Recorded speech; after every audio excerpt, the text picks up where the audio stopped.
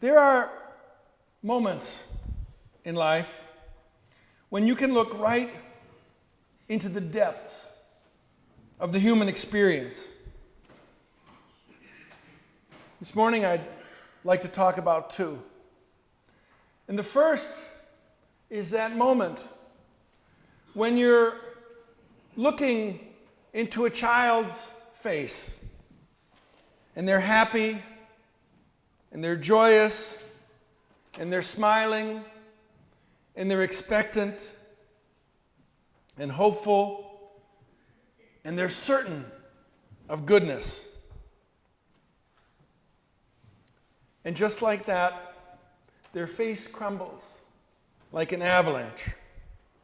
And you watch it crack open. And the light in their eyes turns to tears, and the smile on their face screws up into something else. And the hands that were open and clapping or welcoming and reaching contract.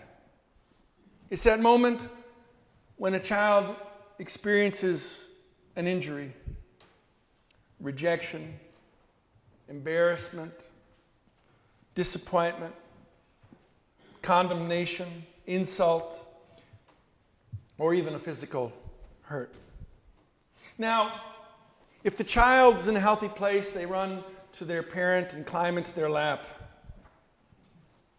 And even as a parent, while we say words of comfort and try to soothe them and give them hope and wrap them in our arms in warmth, I myself often find myself terrified at the consequences of what's happened. Will this child lose her confidence in life?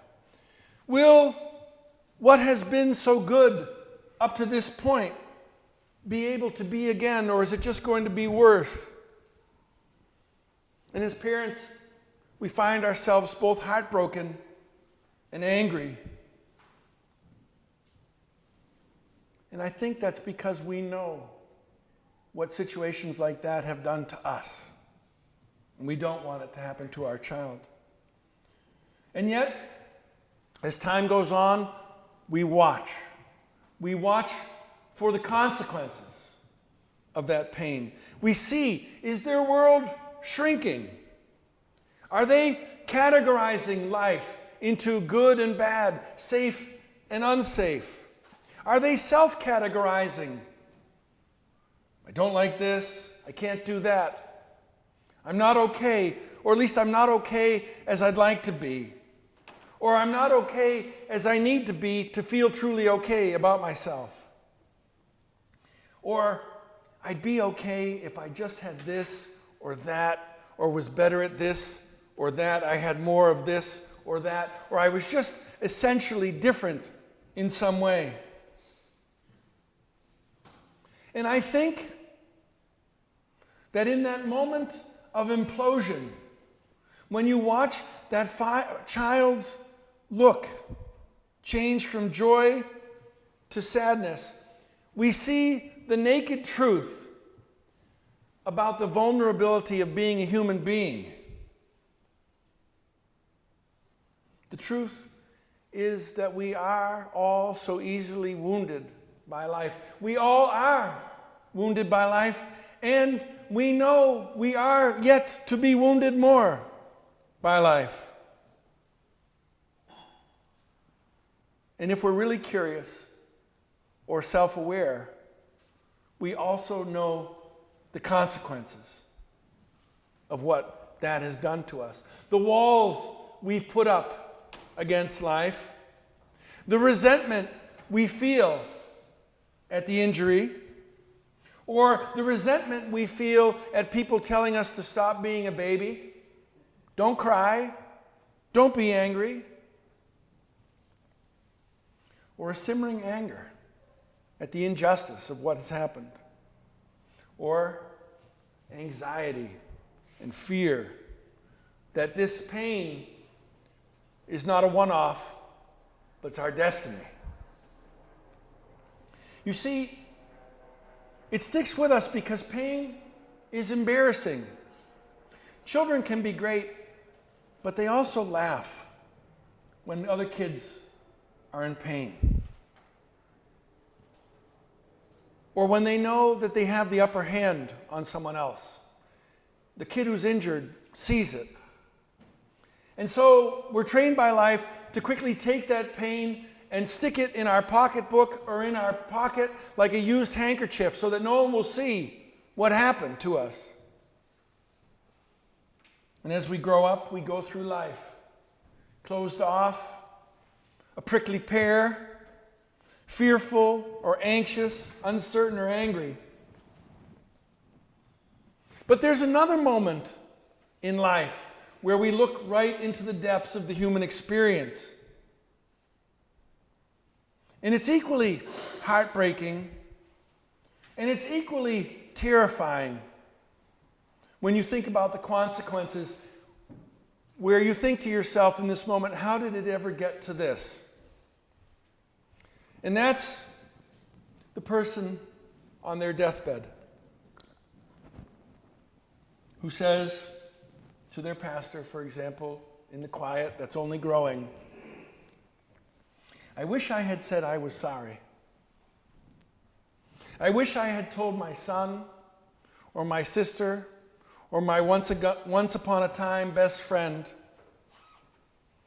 that I forgive him or her or them. And now there's not time. And it's true. There's always time to pick up the phone and say you're sorry. But there comes a time when there's not time on the other side to experience the goodness of the forgiveness. Or it's not possible to go back and get to live the years of blessed time that might have been, but now aren't.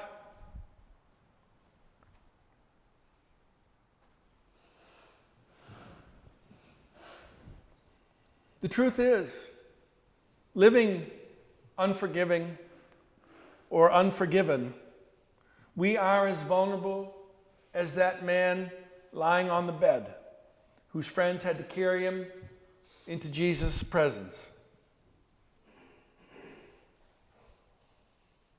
The word in Greek, paraluo, from which we get paralyzed, means to be enfeebled, to be weakened, disabled, to never be fully who we really are, for the simple reason that that's not who we're trying to be.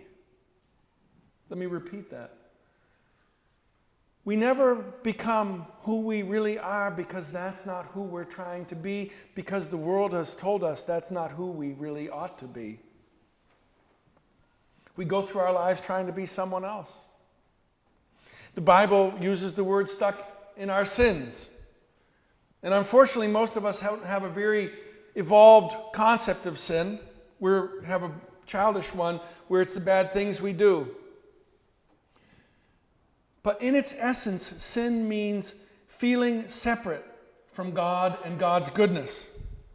Living with a deep suspicion or even a certainty that we're not okay. That we're not okay as we ought to be. That we're not really lovable. That we need to do and be more to be loved. And because of this, we cannot see ourselves for who we really are. We cannot see that we are truly beloved children of God, bearing the image and the insight of the divine.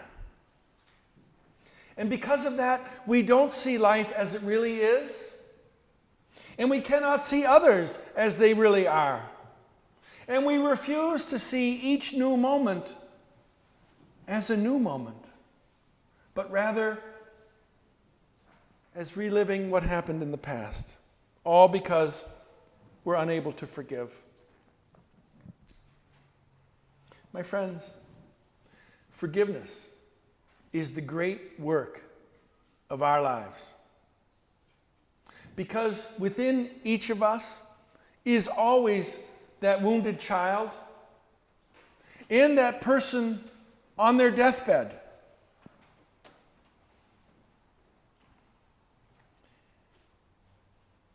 but with the ease with which we can handle our vulnerability. And by that I mean when someone says something that's always gotten you angry, the ease with which you can hear it and let that heat just pass through. And the more and more readily and more fully we are able to truly let go. As in really let go. Not just hold it in like good Yankees and wait for the moment when it's all going to bubble up at the most strange time. But just let it go. The more beautiful our life becomes. And I give you a practice. It's fall. Look to the trees. How beautiful the act of letting go is. The trees turn colors. And just at the right moment, they let go so that they're ready to begin again. And that is the work of forgiveness, which is ours. Amen.